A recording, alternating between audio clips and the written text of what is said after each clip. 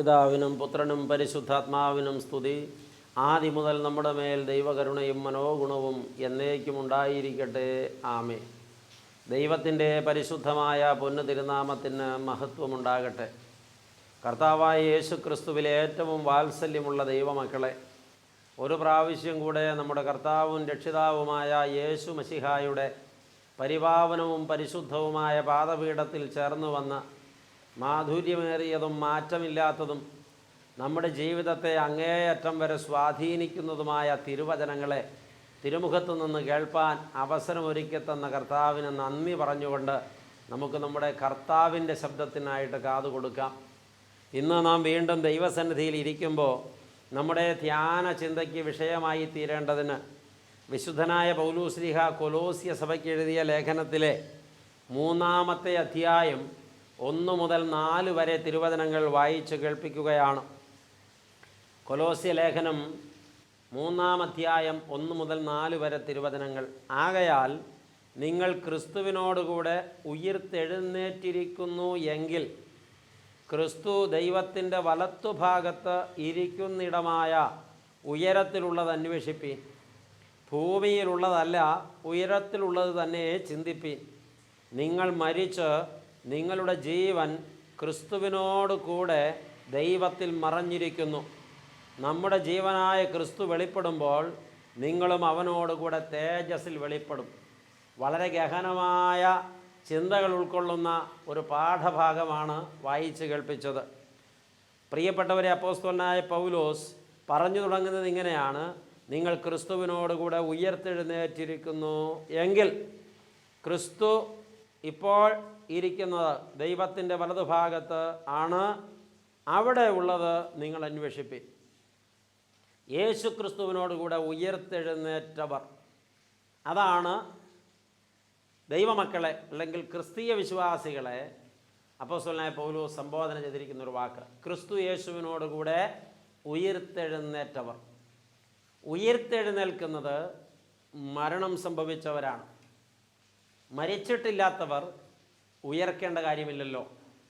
അപ്പോൾ ക്രിസ്തുവിനോടുകൂടെ ഒരു ഉയർത്തെഴുന്നേൽപ്പുണ്ടായി എന്ന് പറയുമ്പോൾ എന്താണ് ഇവിടെ അർത്ഥമാക്കുന്നത്? പ്രിയപ്പെട്ടവരെ, നമ്മളൊക്കെ പാപം സംബന്ധിച്ച് പിടിക്കപ്പെട്ടവരും പാപത്തിന് വിധേയപ്പെട്ടവരുമായിരുന്നു. എന്നാൽ പാപി തൻ്റെ പാപത്തിൽ മരിക്കാതിരിക്കാൻ പാപിക്ക് പകരമായി പാപിയുടെ പാപമേറ്റെടുത്ത് പരിശുദ്ധനായ കർത്താവ് പരത്തിൽ നിന്ന് പാരിലിറങ്ങി വന്നിട്ട് കാൽവരി ക്രൂശിൽ പാപിക്ക് വേണ്ടി മരിച്ചു. ക്രിസ്തു യേശുവിനോടുകൂടെ അപ്പോൾ നമ്മളും മരണത്തിന് വിധേയപ്പെടുകയാണ്. എന്ന് വെച്ചാൽ അവൻ നമുക്ക് വേണ്ടിയാണ് മരിച്ചിരിക്കുന്നത്. ഇവിടെ അത് സഭയുടെ പഠിപ്പിക്കലനുസരിച്ച്, വിശ്വാസത്തിൻ്റെ കാഴ്ചപ്പാടനുസരിച്ച് ഒരു വിശ്വാസി വിശുദ്ധ മാമോദീസ സ്വീകരിക്കുമ്പോൾ അഥവാ സ്നാനം സ്വീകരിക്കുമ്പോൾ കർത്താവായ യേശു ക്രിസ്തുവിനോട് കൂടെ മരിച്ച് കബറടക്കപ്പെടുന്ന ഒരവസ്ഥയാണ്. മാമോദീസ മുക്കുന്ന തൊട്ടിയിൽ അല്ലെങ്കിൽ വെള്ളത്തിൽ ഈ വെള്ളം കൊണ്ട് മൂടുമ്പോൾ, വെള്ളം തളിക്കുമ്പോൾ ഈ ആൾ യേശുക്രിസ്തുവിനോട് കൂടെ അടക്കപ്പെടുകയാണ് ചെയ്യുന്നത്. അപ്പോൾ യേശുക്രിസ്തുവിനോട് കൂടെ മരിച്ച് യേശുക്രിസ്തുവിനോട് കൂടെ അടക്കപ്പെടുന്നു. ഈ മാമോദീസ തൊട്ടിയിൽ നിന്ന് കര കയറുമ്പോൾ യേശുക്രിസ്തുവിനോട് കൂടെ ഉയർത്തെഴുന്നേറ്റ ഒരനുഭവമാണത്. ഇപ്പോൾ ഈ അടക്കം ചെയ്യപ്പെട്ട ആളല്ല ഉദ്ധിതനായിരിക്കുന്നത്. മരണം മാറിപ്പോയി, പാപത്തിൻ്റെ ശാപം മാറിപ്പോയി, പാപത്തിൻ്റെ കെട്ടുകളഴിഞ്ഞു പോയി, പാപത്തിൻ്റെ സ്വാധീനം നീങ്ങിപ്പോയി. ഇപ്പോൾ പാപം മൂലമുള്ള ശിക്ഷയും നീങ്ങിക്കിട്ടി. ഈ ആൾ ഉയർത്തെഴുന്നേറ്റിരിക്കുന്നു ക്രിസ്തു യേശുവിനോടുകൂടെ. വിശുദ്ധ മാമോദീസ സ്വീകരിക്കുമ്പോൾ ഒരാൾ മരണത്തെ ജയിച്ച് ഉയർത്തെഴുന്നേറ്റ് ക്രിസ്തുവിൽ ഒന്നാക്കപ്പെടുകയാണ് ചെയ്യുന്നത്. ആ വ്യക്തി പിന്നെ ക്രിസ്തുവിൻ്റേതാണ്. ആ വ്യക്തിക്ക് ക്രിസ്തുവിൻ്റെ സ്വഭാവമാണ്. ആ വ്യക്തി ക്രിസ്തുവിൽ ഏകീഭവിക്കുകയാണ്. ആ വ്യക്തിയിലേക്ക് ക്രിസ്തു ഏകീഭവിക്കുകയാണ്. അയാൾ ഒരു പുതിയ സൃഷ്ടിയാണ്. ഇത് ക്രിസ്തുവിലായിത്തീരുന്ന ഒരു പ്രത്യേക അനുഭവമാണ്. പ്രിയപ്പെട്ടവരെ, ഇപ്രകാരം പാപങ്ങൾക്ക് വേണ്ടി, എൻ്റെ പാപങ്ങൾക്ക് വേണ്ടി യേശു മരിച്ചു. അപ്പോൾ യേശുവിനോടുകൂടെ ഞാൻ കബറടക്കപ്പെട്ടപ്പോൾ ഞാൻ എൻ്റെ പാപത്തെ സംബന്ധിച്ച് വിടുതൽ പ്രാപിച്ച് ഞാനൊരു പുതിയ മനുഷ്യനായി, ക്രിസ്തുവിൽ ജീവിക്കുന്ന ഒരു പുതിയ മനുഷ്യനായി ഉയർത്തെഴുന്നേറ്റിരിക്കുന്നു. ഇപ്പോൾ ഒരു ക്രിസ്ത്യാനി, ക്രിസ്തുവിലായി തീർന്ന ഒരാൾ ഉയർത്തെഴുന്നേറ്റ വിശ്വാസിയാണ്. പാപമരണത്തിൽ നിന്ന് ഉയർത്തെഴുന്നേറ്റ ഒരു വിശ്വാസി.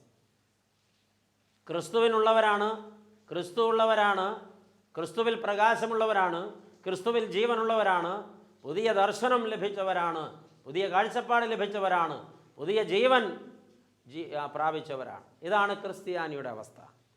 അപ്പോൾ ഈ അവസ്ഥയിൽ ഇരിക്കുന്നവരെ കുറിച്ചാണ് അപ്പോസ്തലൻ പറയുന്നത്, നിങ്ങൾ ക്രിസ്തു യേശുവിനോടുകൂടെ ഉയർത്തെഴുന്നേറ്റിരിക്കുന്നു എങ്കിൽ നിങ്ങൾ ഓർക്കേണ്ട ഒരു കാര്യം, ക്രിസ്തു ദൈവത്തിൻ്റെ വലതുഭാഗത്ത് ഇരിക്കുന്നിടമായ ഉയരത്തിലുള്ളതാണ് ഇനി നിങ്ങൾ അന്വേഷിക്കേണ്ടത്. ക്രിസ്തു ഉയർത്തെഴുന്നേറ്റിട്ട് എന്തു ചെയ്തു?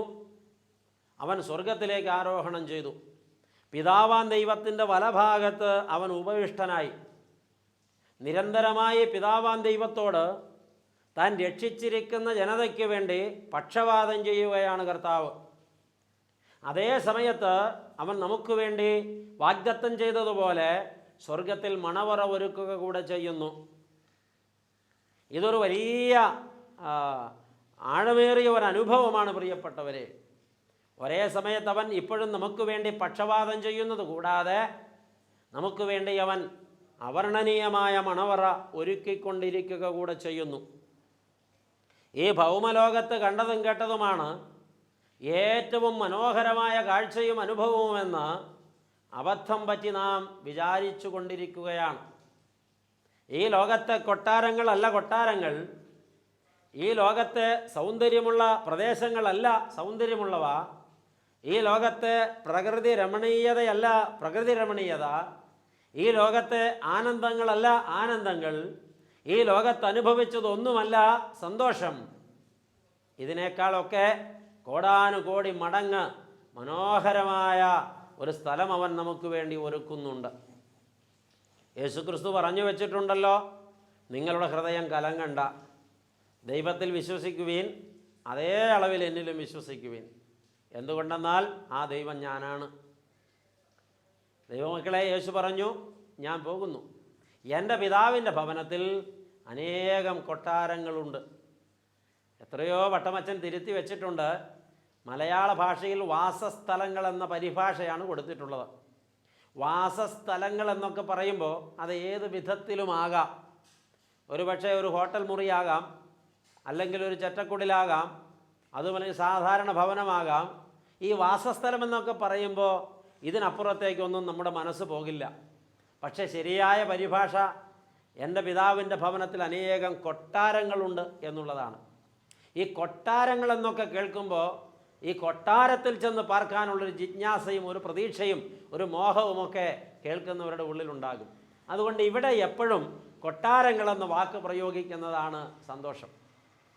നമ്മുടെ പ്രിയപ്പെട്ട സഹോദരിമാരൊക്കെ ആഭരണ ശേഖരണത്തിൽ ഇപ്പോൾ ധാരാളം കല്ലുകൾ, വജ്രങ്ങൾ, പ്രിയപ്പെട്ടവരെ ജുവൽസ് ചേർത്ത് വയ്ക്കാൻ ഇഷ്ടപ്പെടുന്നുണ്ട്. അതുപോലെ പേൾ ഇപ്പോൾ വളരെ വിലപിടിപ്പുള്ള സംഗതിയാണ്. അത് സ്വന്തമാക്കി സ്വയം അലങ്കരിച്ചണിയിക്കാൻ എല്ലാവരും ബന്ധപ്പെടുന്നുണ്ട്. അതിന് എത്ര ലക്ഷങ്ങളോ കോടികളോ മുടക്കുമ്പോഴും അതൊരു വലിയ ആനന്ദമാണ്. എന്നാൽ പ്രിയപ്പെട്ടവരെ, പേൾ മുത്തുകൾ കൊണ്ട് അലങ്കരിക്കപ്പെട്ടതും രത്നങ്ങളാൽ അലങ്കാരം ചാർത്തപ്പെട്ടതുമാണ് നമുക്ക് വേണ്ടി ഒരുക്കപ്പെടുന്ന സ്വർഗത്തിലെ കൊട്ടാരങ്ങളെന്ന് വെളിപ്പാട് പുസ്തകത്തിൽ വരച്ചു വച്ചിട്ടുണ്ട്.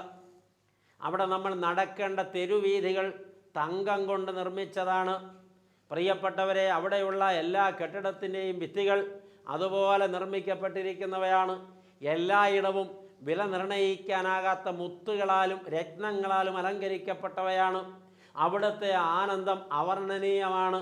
അങ്ങനെയുള്ള ഒരു സ്ഥലത്ത് ശാശ്വതമായി വസിക്കുവാൻ വിളിക്കപ്പെട്ടവരും വേർതിരിക്കപ്പെട്ടവരും കഴുകപ്പെട്ടവരും വീണ്ടെടുക്കപ്പെട്ടവരുമാണ് നമ്മളെന്ന ആത്മബോധം നമുക്കുണ്ടാകുമ്പോൾ ഈ ഭൗമലോകത്തെ നേട്ടങ്ങളും ലാഭങ്ങളും കാഴ്ചകളും കാഴ്ചപ്പാടുകളും എത്ര നിസ്സാരമാണ് പ്രിയപ്പെട്ടവരെ. അവർണ്ണനീയമായ ആ അനുഭവത്തെക്കുറിച്ചാണ് ദൈവമക്കൾ ധ്യാനിക്കേണ്ടത്. ക്രിസ്തു യേശു ഇപ്പോൾ എഴുന്നള്ളിയിരിക്കുന്നത് പിതാവാം ദൈവത്തിൻ്റെ വലഭാഗത്താണ്. അവിടെ ഉള്ളതാണ് ഇവിടെ ഇരുന്ന് രാപകൽ ഞാൻ ധ്യാനിക്കേണ്ടത്. ഈ ഭൂമിയെക്കുറിച്ചല്ല, ഭൂമിയിലെ വാസത്തെക്കുറിച്ചല്ല, ഇവിടുത്തെ നേട്ടങ്ങളെക്കുറിച്ചല്ല, ഇവിടെ പണം സമ്പാദിക്കുന്നതിനെക്കുറിച്ചല്ല, ഇവിടെ വിദേശത്ത് ജോലി സമ്പാദിക്കുന്നതിനെക്കുറിച്ചല്ല, ഉയരങ്ങൾ കീഴടക്കുന്നതിനെക്കുറിച്ചല്ല ഞാൻ ധ്യാനിക്കേണ്ടത്. ഇതൊന്നും എനിക്ക് ശാശ്വതമല്ല. ഞാൻ ഈ ലോകത്ത് എത്രയൊക്കെ നേടിയാലും എന്തൊക്കെ സമ്പാദിച്ചാലും അതൊക്കെ താൽക്കാലികമെന്നേ വരുന്നുള്ളൂ. ഇതെല്ലാം എനിക്കും നഷ്ടപ്പെടും, ഇതെല്ലാം ഞാൻ വിട്ടുപിരിയണം. എനിക്ക് ശാശ്വതമായ ഒരു വാസസ്ഥലമുണ്ട്. അത് വ്യക്തമായും വർണ്ണിച്ചു വച്ചിട്ടുണ്ട് വിശുദ്ധ ഗ്രന്ഥത്തിൽ. അതിനെക്കുറിച്ചായിരിക്കണം എൻ്റെ ധ്യാനം. ഇതാണ് ക്രിസ്തീയ ജീവിതത്തിൻ്റെ ശരിയായ ധ്യാനം. പക്ഷേ ഇന്ന് ക്രിസ്തീയ ജീവിതം നയിക്കുന്നവർ ഈ ലോകത്തെ കൊട്ടാരങ്ങളും ഈ ലോകത്തിൻ്റെ നേട്ടങ്ങളും ഈ ലോകത്തിൻ്റെ സുഖലോലുപകളും സ്വന്തമാക്കാനാണ് ദൈവമേ ദൈവമേ ദൈവമേ എന്ന് നിരന്തരം വിളിച്ചുകൊണ്ടിരിക്കുന്നത്. സത്യത്തിൽ അത് എന്തൊരു ആത്മീയ അപജയമാണ് പ്രിയപ്പെട്ടവരെ. നശിച്ചു പോകുന്ന ലോകത്തെ നശ്വര നേട്ടങ്ങൾക്ക് വേണ്ടി നിത്യതയെക്കുറിച്ചുള്ള ധ്യാനം നിർത്തിവെച്ചിട്ട് ദൈവത്തോട് വിലപേശുന്ന അബദ്ധം നിറഞ്ഞ ഒരാത്മീയത. ഇത് മാറ്റണം, ഇത് തിരുത്തണം, ഇതിൽ നിന്നൊരു വ്യത്യാസം നമുക്കുണ്ടാകണം.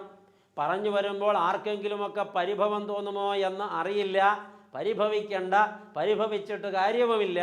നാം പ്രത്യാശിക്കണം, നാം പ്രതീക്ഷിക്കണം, നാം ദർശനങ്ങൾ കാണണം നിത്യതയെക്കുറിച്ച്.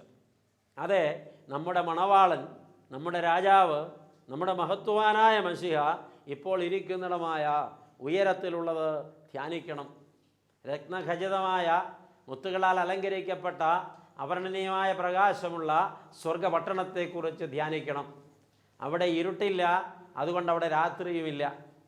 കുഞ്ഞാടാകുന്ന ക്രിസ്തു അതിൻ്റെ വിളക്കും വെളിച്ചവുമാണ്. അവിടെ പ്രഭാപൂരമാണ്. അവിടെ കണ്ണുനീരില്ല, അവിടെ സങ്കടമില്ല, അവിടെ രോഗങ്ങളില്ല, അവിടെ വേദനകളില്ല. അവിടെ ആനന്ദമാണ്, അവിടെ പരമാനന്ദമാണ്, അവിടെ നിത്യാരാധനയാണ്, അവിടെ ആത്മഹർഷമാണ്. ഇതാണ് ക്രിസ്തീയ ജീവിതത്തിൽ പ്രത്യാശിക്കേണ്ടിയിരിക്കുന്ന സംഗതികൾ.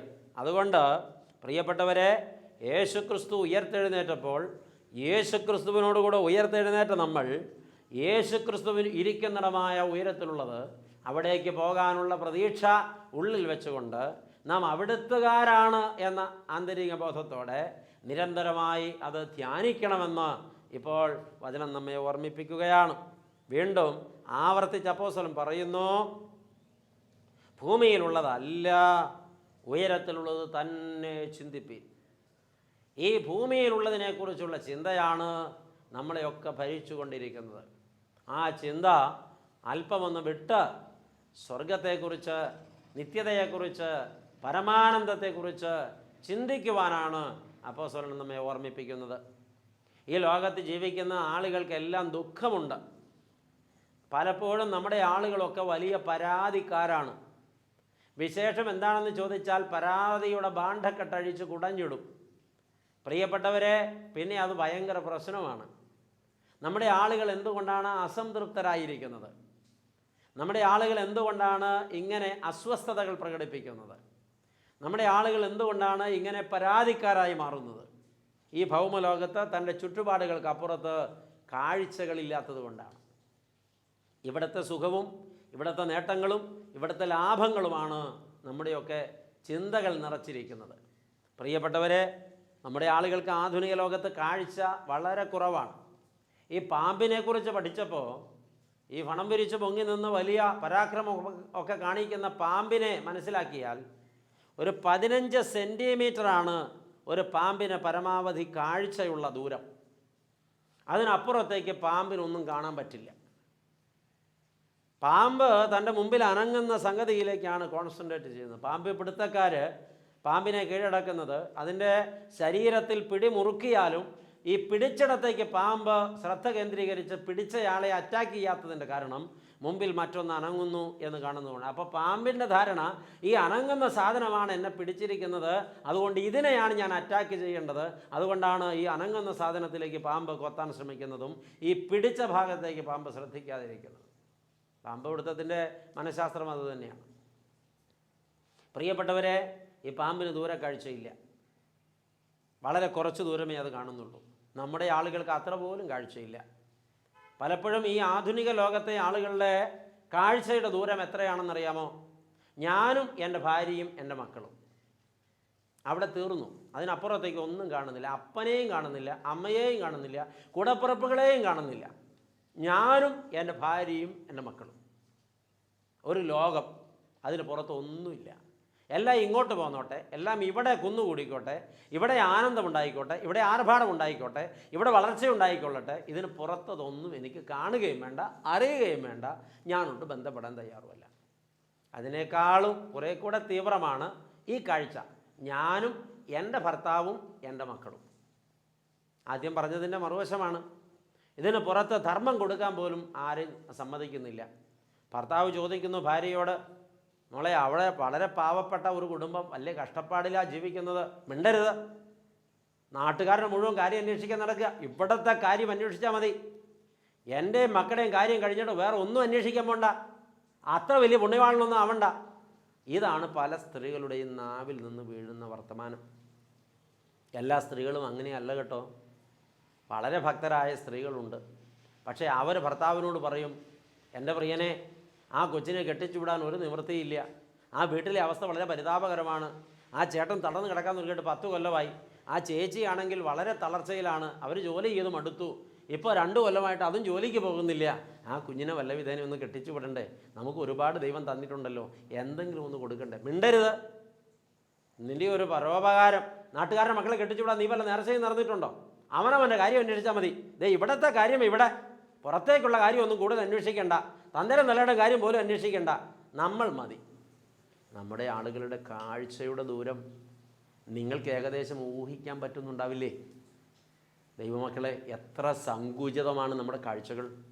ഈ ഭൗമലോകത്തെ സുഖങ്ങൾ, നേട്ടങ്ങൾ, ലാഭങ്ങൾ, ഇമ്പങ്ങൾ, വളർച്ച, പുലർച്ച എന്നതിനപ്പുറത്ത് നിത്യതയെക്കുറിച്ച്, സ്വർഗത്തെക്കുറിച്ച് ഒരു ധ്യാനമുണ്ടാകണ്ടേ നമുക്ക്? അങ്ങനെയൊരു ധ്യാനമുണ്ടാകുമ്പോൾ നമ്മുടെ കാഴ്ചപ്പാട് മൊത്തം മാറില്ലേ? സ്വർഗത്തിൽ നിക്ഷേപമുണ്ടാക്കുന്നതിനെക്കുറിച്ച് യേശു പറഞ്ഞിട്ടുണ്ടല്ലോ. ആരെങ്കിലും ഓർക്കുന്നുണ്ടോ? കർത്താവിൻ്റെ അരികിൽ നിത്യതയിലേക്കുള്ള കുറുക്കുവഴി ചോദിച്ചു വന്ന മനുഷ്യനോടാണ് കർത്താവ് പറഞ്ഞത്, നീ പോയി നിനക്കുള്ളതൊക്കെ വിറ്റ് പാവങ്ങൾക്ക് ദാനം ചെയ്യുക, ദരിദ്രർക്ക് കൊടുക്കുക, അപ്പോൾ സ്വർഗത്തിൽ നിൻ്റെ പേരിൽ നിക്ഷേപമുണ്ടാകും. സ്വർഗത്തിൽ നിക്ഷേപമുണ്ടായിട്ട് അവിടെ ചെന്നാൽ അവിടെ പിന്നെ പരമാനന്ദമാണ്, ഒന്നിനും കുറവുണ്ടാവില്ല. അപ്പോൾ സ്വർഗത്തിലെ അക്കൗണ്ടിൽ എൻ്റെ പേരിൽ നിക്ഷേപമുണ്ടാക്കാനുള്ള ഏറ്റവും നല്ല സാധ്യതയാണ് ദാനമെന്ന് പറയുന്നത്. ഇപ്പോൾ കാഴ്ച ദൂരെയാകണം. വിശാലമായ കാഴ്ചപ്പാടുള്ളവർക്ക് ഇതൊക്കെ ചെയ്യാൻ കഴിയുകയുള്ളൂ. എനിക്കിപ്പോൾ വലിയ സന്തോഷം തോന്നുന്നുണ്ട്. ഈ കാഴ്ചപ്പാടോടുകൂടി ഒരുപാട് സന്ദേശങ്ങൾ ടെലിവിഷനിലൂടെയും അല്ലാതെയും പറഞ്ഞതിൻ്റെ വെളിച്ചത്തിൽ എനിക്ക് വ്യക്തമായി ബോധ്യപ്പെടുന്നു, കാണാൻ കഴിയുന്നു. ധാരാളം മനുഷ്യരുടെ കാഴ്ചയുടെ ദൂരം വർദ്ധിച്ചിട്ടുണ്ട്. അവർ വേദനിക്കുന്നവരെ കാണുന്നുണ്ട്, രോഗികളെ കാണുന്നുണ്ട്, അത്താഴപ്പട്ടണിക്കാരെ കാണുന്നുണ്ട്, കിടപ്പാടമില്ലാത്തവരെ കാണുന്നുണ്ട്, അനാഥരെ കാണുന്നുണ്ട്, വിധവമാരെ കാണുന്നുണ്ട്, ഒറ്റപ്പെട്ടു പോയവരെ കാണുന്നുണ്ട്, കണ്ണുനീരിൽ മുങ്ങിയവരെ കാണുന്നുണ്ട്, ചികിത്സിക്കാൻ പണമില്ലാത്തവരെ കാണുന്നുണ്ട്. അവർക്ക് വേണ്ടി ആവോളം പങ്കിടാനും മനസ്സ് വയ്ക്കുന്നുണ്ട്. അതിലെനിക്ക് അനൽപമായ ആനന്ദവും തോന്നുന്നുണ്ട്. പ്രിയപ്പെട്ടവരെ, ഇതാണ് ദൂരക്കാഴ്ച. ഈ കാഴ്ചയും സത്യത്തിൽ ശരിയായ കാഴ്ചയല്ല. ഈ കാഴ്ച കാണുമ്പോൾ അതിലൂടെ കാണാൻ കഴിയുന്ന വലിയ ഒരു കാഴ്ചയാണ് സ്വർഗത്തിലുള്ള ആനന്ദകരമായ കാഴ്ച.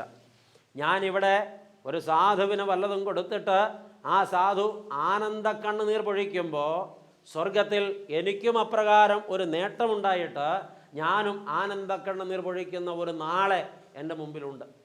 വർത്തമാനം പറയാനോ കാത് കേൾക്കാനോ കഴിയാത്ത ഒരു സാധുവായ വിധവയ്ക്ക് ഒരു ദൈവ പൈതൽ അവൻ്റെ മനസ്സുറപ്പിച്ചു നിന്ന് ഒരു ഭവനം പണിയിച്ച് പൂർണ്ണ ചെലവും അവൻ ഏറ്റെടുത്ത് പ്രാർത്ഥിച്ച് സമർപ്പിച്ച വീടിൻ്റെ താക്കോല് കൊടുത്തപ്പോൾ അവിടെ മുട്ടുകുത്തി നിന്ന് ശബ്ദം പുറത്തു വരാതെ നാവ് നഷ്ടപ്പെട്ട, കാത് നഷ്ടപ്പെട്ട ആ സഹോദരി കൃതജ്ഞത പറയാൻ, അക്ഷരങ്ങൾ കൂട്ടിപ്പറയാൻ കഴിയാതെ വിക്കി വിക്കി വാവിട്ട് നിലവിളിക്കുമ്പോൾ നിറഞ്ഞ കണ്ണോടെ ആ സ്ത്രീ നിന്നപ്പോൾ ഞങ്ങളൊക്കെ ആ കൂടെ കരഞ്ഞുപോയി.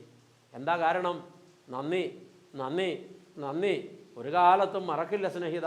ദൈവം നിങ്ങളെ തലമുറകളായി അനുഗ്രഹിക്കുമെന്ന് ആ വിധവയും അവരുടെ കൊച്ചുമോനും കണ്ണുനീരോടെ പറയാതെ പറഞ്ഞു വെച്ചപ്പോൾ ഈ മനുഷ്യൻ സ്വർഗത്തിലൊരു ആനന്ദ കണ്ണുനീർ അനുഭവിക്കാൻ യോഗ്യനായി മാറുകയാണ്. ഓർത്തു വയ്ക്കുമ്പോൾ ഉയരത്തിലുള്ളത് ചിന്തിക്കേണ്ടതിൻ്റെ അനിവാര്യത ഇവിടെ നമുക്ക് ചേർത്ത് വായിക്കാൻ കഴിയുകയാണ്. വീണ്ടും പ്രിയപ്പെട്ടവരെ, അപ്പോസ്തലൻ വളരെ മനോഹരമായൊരു ചിന്ത കൂടെ ഇതോട് ചേർത്ത് പറഞ്ഞു വച്ചിട്ടുണ്ട്. നിങ്ങൾ മരിച്ച് നിങ്ങളുടെ ജീവൻ ക്രിസ്തു യേശുവിനോട് കൂടെ പിതാവാം ദൈവത്തിൽ മറഞ്ഞിരിക്കുന്നു. യേശു ക്രിസ്തുവിനോട് ചേരുവാൻ സ്നാനമേറ്റപ്പോൾ നാം യേശു ക്രിസ്തുവിനോട് കൂടെ മരിച്ചു, യേശു ക്രിസ്തുവിനോട് കൂടെ ഉയർത്തെഴുന്നേറ്റു. നമ്മുടെ ജീവൻ യേശു ക്രിസ്തുവിലായി. യേശു ക്രിസ്തുവിൽ ചേരുവാൻ സ്നാനമേറ്റ മാമോദീസ സ്വീകരിച്ച സകലരും യേശു ക്രിസ്തുവിലായി. അപ്പോൾ ഇപ്പോൾ എവിടെയാണ് ജീവൻ ഇരിക്കുന്നത്? യേശു ക്രിസ്തു ഇരിക്കുന്നിടമായ ഉയരത്തിൽ. അവിടെയാണ് ക്രിസ്ത്യാനിയുടെ ജീവൻ ഇരിക്കുന്നത്. എന്ന് വെച്ചാൽ മാമോദീസായിലൂടെ ക്രിസ്തുവിൽ ഒന്നാക്കപ്പെട്ടവരുടെ എല്ലാം ജീവൻ യേശു ക്രിസ്തുവിൽ പിതാവാം ദൈവത്തിൽ മറഞ്ഞിരിക്കുന്നു. സത്യത്തിൽ നമ്മളൊന്നും ഇപ്പം ഈ ഭൂമിയിലല്ലെന്നാണ് അപ്പോസ്തലൻ വ്യാഖ്യാനിച്ചു കൊണ്ടുവന്നത്. നമ്മുടെ ജീവൻ ക്രിസ്തുവിലാണ്. അതുകൊണ്ട് നമ്മുടെ ജീവൻ ക്രിസ്തു ഇരിക്കുന്നിടത്താണ് പിതാവാം ദൈവത്തിൽ അത് മറഞ്ഞിരിക്കുക. എന്തൊരു ഭാഗ്യകരമായ അവസ്ഥയാണ്! ജീവൻ സ്വർഗത്തിലാണെങ്കിൽ, ജീവൻ ക്രിസ്തുവിലാണെങ്കിൽ, ജീവൻ പിതാവാം ദൈവത്തിൽ മറഞ്ഞിരിക്കുകയാണെങ്കിൽ നാം നിർബന്ധമായും ഒരു കാര്യം ചെയ്യണം, ഉയരത്തിലുള്ളത് ചിന്തിക്കണം. എന്നിട്ട് അപ്പോസ്തലൻ വീണ്ടും പറയുന്നു, നമ്മുടെ ജീവനായ ക്രിസ്തു, അവനാണ് നമ്മുടെ ജീവൻ. അത് വ്യക്തമായി യേശുക്രിസ്തു അടിവരയിട്ടിട്ടുണ്ട്. ഞാൻ തന്നെ വഴി, ഞാൻ തന്നെ സത്യം, ഞാൻ തന്നെ ജീവൻ. യോഹന്നാൻ എഴുതിയ രക്ഷാസുവിശേഷം 14-ാം അധ്യായം 6-ാം വാക്യം, ഞാനാണ് നിങ്ങളുടെ ജീവൻ. യോഹന്നാൻ എഴുതിയ രക്ഷാസുവിശേഷം 11-ാം അധ്യായം 25-ാമത്തെ വാക്യം, ഞാൻ തന്നെ പുനരുത്ഥാനം, ഞാൻ തന്നെ ജീവൻ. യേശുവാണ് ജീവൻ, യേശു തന്നെയാണ് ജീവൻ, യേശു മാത്രമാണ് ജീവൻ. അതെ, അവനാണ് നമ്മുടെ ജീവൻ. ഇവിടെ പറയുന്നത് ഇങ്ങനെയാണ്, ഈ നമ്മുടെ ജീവനായ ക്രിസ്തു വെളിപ്പെടുമ്പോൾ നിങ്ങളും അവനോടുകൂടെ തേജസ്സിൽ വെളിപ്പെടും. ആമേൻ, ഹല്ലേലൂയ. എന്തൊരു ഭാഗ്യകരമായ അനുഭവമാണ് അപ്പോസ്തലനായ പൗലോസ് ഇവിടെ പറഞ്ഞു വയ്ക്കുന്നത്. യേശു ക്രിസ്തു വെളിപ്പെടുമ്പോൾ നാമും അവനോടുകൂടെ വെളിപ്പെടും എന്നാണ് പറഞ്ഞു വയ്ക്കുന്നത്. യോഹന്നാൻ എഴുതിയ 1-ാം ലേഖനത്തിലെ 3-ാമത്തെ അധ്യായത്തിൽ ആ വെളിപ്പെടലിൻ്റെ ആ മനോഹാരിത വരച്ചു വെച്ചിട്ടുണ്ട് യോഹന്നാൻ അപ്പോസ്തലൻ. യോഹന്നാൻ എഴുതിയ 1-ാം ലേഖനം 3-ാം അധ്യായം 1 മുതൽ 3 വരെ തിരുവചനങ്ങൾ കേൾക്കുക. കാൺമീൻ, നാം ദൈവ മക്കൾ എന്ന് വിളിക്കപ്പെടുവാൻ പിതാവ് നമുക്ക് എത്ര വലിയ സ്നേഹം നൽകിയിരിക്കുന്നു. നാം ദൈവമക്കളാണെന്ന്. ബാക്കി അങ്ങനെ തന്നെ നാം ആകുന്നു എന്ന് വെച്ചാൽ നാം ദൈവമക്കളാകുന്നു. ലോകം യേശു ക്രിസ്തുവിനെ അറിഞ്ഞിട്ടില്ലാത്തതുകൊണ്ട് നമ്മെയും അറിയുന്നില്ല. വീണ്ടും പറയുന്നു, പ്രിയമുള്ളവരെ, നാം ഇപ്പോൾ ദൈവമക്കളാകുന്നു. ഇതാണ് നമ്മുടെ സ്റ്റാറ്റസ്. എത്ര മനോഹരമാണത്! നാം ഇപ്പോൾ ദൈവമക്കളാകുന്നു. നാം ഇന്നതാകുമെന്ന് ഇതുവരെ പ്രത്യക്ഷമായിട്ടില്ല. ഇപ്പോൾ നാം ദൈവമക്കളാണ്, ഇനി നമ്മൾ ഇന്നതാകുമെന്ന് ഇതുവരെ പ്രത്യക്ഷമായിട്ടില്ല. എന്നിട്ട് അപ്പോസ്തലൻ പറയുന്നത് കേൾക്കുക, അവൻ യേശു ക്രിസ്തു പ്രത്യക്ഷനാകുമ്പോൾ, മഹത്വ പ്രത്യക്ഷതയെക്കുറിച്ചാണ് പറയുന്നത്. അവൻ വീണ്ടും വരും, വാഗ്ദത്തമുണ്ടല്ലോ. അവൻ പ്രത്യക്ഷനാകുമ്പോൾ നാം അവനെ, യേശുക്രിസ്തുവിനെ താനിരിക്കും പോലെ തന്നെ കാണുന്നതാകൊണ്ട്, അപ്പോൾ യേശുക്രിസ്തുവിനെ കാണുന്ന അവസ്ഥയിൽ തേജസ്കരിക്കപ്പെട്ടവനായി, വെള്ളൂട്ടിന് സമമായ കൈകാലുകൾ ഉള്ളവനായി, മാറത്ത് പൊൻകച്ച കെട്ടിയവനായി, ധവളപ്പഞ്ഞു പോലെ തലമുടി ഉള്ളവനായി, തേജസ്സിൻ്റെ മഹത്വത്തിൽ വെളിപ്പെട്ടവനായി, ദൈവമക്കളെ, കർത്താവ് തൻ്റെ സകല മഹത്വ പ്രതാപത്തോടും കൂടെ വരുമ്പോൾ നാം അവനെ കാണുന്നതാകൊണ്ട് അവനോട് സദൃശ്യന്മാരാകുമെന്ന് നാം അറിയുന്നു. ആമേൻ. അപ്പോൾ നാം യേശുവിനോട് സദൃശ്യന്മാരാകും. യേശു എങ്ങനെ ഇരിക്കുന്നുവോ അതുപോലെ നമ്മളുമാകും. ഇതാണ് ഉയരത്തിലുള്ളത് ചിന്തിക്കുന്നവർക്ക് ലഭിക്കാനിരിക്കുന്ന മഹാഭാഗ്യം. നമ്മൾ അത്ര നിസ്സാരരൊന്നും അല്ലല്ലോ പ്രിയപ്പെട്ടവരെ. എത്ര ഭാഗ്യകരമായ ഒരു അനുഭവത്തിന് വിളിക്കപ്പെട്ടവർ, എത്ര ഭാഗ്യകരമായൊരു കാഴ്ചപ്പാട് ലഭിച്ചവർ, എത്ര ദീർഘവീക്ഷണം ജീവിതത്തിൽ ഉണ്ടാകേണ്ടവർ, വലിയ പ്രത്യാശയുടെ കാഴ്ച മനസ്സിൽ കാണേണ്ടവർ, അതിനുവേണ്ടി ഒരുങ്ങേണ്ടവർ, ജീവിതത്തെ അപ്രകാരം ചിട്ടപ്പെടുത്തേണ്ടവർ, മഹത്വത്തിൽ വരുന്ന മണവാളനെ എതിരേൽപ്പാൻ മനോഹരമായി അലങ്കരിച്ചൊരുക്കപ്പെടേണ്ടവർ. ഒരുങ്ങാം നമുക്ക്. ക്രിസ്തീയ ജീവിതം അതിൻ്റെ പരിപൂർണതയിൽ അവർണ്ണനീയമായ ആനന്ദത്തിൽ ചേരാനുള്ള ഒരു ഓട്ടമാണ്. ഓർക്കുക, അതുകൊണ്ട് ഈ നിമിഷം മുതൽ നശിച്ചു പോകുന്ന ഭൂമിയിലുള്ളതല്ല, അനശ്വരമായ ഉയരത്തിലുള്ളത് തന്നെ ചിന്തിപ്പാൻ നമുക്ക് ഭാഗ്യമുണ്ടാകട്ടെ, അവസരമുണ്ടാകട്ടെ. ഈ സന്ദേശം ഇവിടെ അവസാനിപ്പിക്കുന്നു. നമുക്ക് പ്രാർത്ഥിക്കാം. സ്നേഹവാനും പരിശുദ്ധനുമായ കർത്താവേ, ഞങ്ങൾ ആനന്ദം കൊണ്ട്, സന്തോഷം കൊണ്ട്, സംതൃപ്തി കൊണ്ട് തിരുസന്നിധിയിൽ ശിരസ്സ് നമിക്കട്ടെ. എത്ര വലിയ ഒരു ഭാഗ്യമാണ് ഞങ്ങൾക്ക് വേണ്ടി അവിടുന്ന് വാഗ്ദത്തം ചെയ്തിരിക്കുന്നത്. അവിടുന്ന് ഞങ്ങളോട് പറഞ്ഞത് എത്ര മനോഹരമായ ചിന്തകളാണ്. നിങ്ങൾ യേശുക്രിസ്തുവിനോടുകൂടെ മരിച്ച്, യേശുക്രിസ്തുവിനോടുകൂടെ ഉയർത്തെഴുന്നേറ്റ്, യേശുക്രിസ്തുവിനോടുകൂടെ ഉയരങ്ങളിൽ പിതാവാൻ ദൈവത്തിൽ നിങ്ങൾ ജീവൻ മറഞ്ഞിരിക്കുന്നു. ആകയാൽ ഈ നശിച്ചു പോകുന്ന താൽക്കാലികമായ ഭൂമിയിലുള്ളതല്ല, അനശ്വരവും അവർണ്ണനീയവും പ്രഭാപൂരം നിറഞ്ഞതുമായ സ്വർഗത്തിലുള്ളത്, ഉയരത്തിലുള്ളത് ചിന്തിപ്പീൻ, അത് തന്നെ ധ്യാനിപ്പീൻ, അതിനുവേണ്ടി ഒരുങ്ങുവീൻ, അതിനുവേണ്ടി കാത്തിരിക്കുവീൻ. കർത്താവെ, ഓർക്കുമ്പോൾ ഉള്ളു ത്രസിക്കുന്നുണ്ട്, പാദം നിലത്തു നിന്ന് പൊങ്ങുന്നുണ്ട്. എത്രയും വേഗം ചിറകുമുളച്ച് പറക്കാൻ കഴിഞ്ഞെങ്കിൽ എന്തൊക്കെ ഉള്ളിൽ കൊതി തോന്നുന്നുണ്ട്. കർത്താവെ, ആ ഒരു പരിപൂർണതയിലേക്ക് പറന്നു കയറാൻ ഞങ്ങൾക്ക് ഭാഗ്യം തരണമേ. അപ്പോൾ തന്നെ നശ്വര ലോകത്തെക്കുറിച്ചുള്ള ഞങ്ങളുടെ ധ്യാനങ്ങളും ഞങ്ങളുടെ ചിന്തകളുമൊക്കെ ഞങ്ങളിൽ നിന്ന് തിരുത്തണമേ. കർത്താവെ, വളരെ കുറച്ച് ദൂരം മാത്രം കാഴ്ചയുള്ള സങ്കുചിത മനസ്സുള്ളവരായി ഞങ്ങൾ അധപ്പതിച്ചു പോയിട്ടുണ്ടല്ലോ. ഞങ്ങളെ തിരുത്തണമേ. ഞങ്ങളെ കാഴ്ചയുള്ളവരും കാഴ്ചപ്പാടുള്ളവരുമാക്കി തീർക്കണമേ. ഞങ്ങളുടെ ക്രിസ്തീയ ജീവിതത്തെ കൂടുതൽ പരിപോഷിപ്പിക്കണമേ. ഞങ്ങളെ വിശുദ്ധരും ദീർഘവീക്ഷണമുള്ളവരും പ്രത്യാശയുള്ളവരുമാക്കി തീർക്കണമേ. ഇന്നത്തെ കേൾവി അതിന് മുഖാന്തരമാക്കണമേ. വിനയപൂർവ്വം പാദപീഠത്തിലേക്ക് ഞങ്ങളെ തന്നെ സമർപ്പിക്കുന്നു. നാഥ, അവിടുന്ന് മഹത്വമെടുക്കണം. ഞങ്ങൾ നിനക്കും നിൻ്റെ പിതാവിനും പരിശുദ്ധാത്മാവിനും സ്തുതിയും സ്തോത്രവും സമർപ്പിക്കുന്നു, ഇപ്പോഴും എപ്പോഴും എന്നേക്കും തന്നെ. ആമേൻ.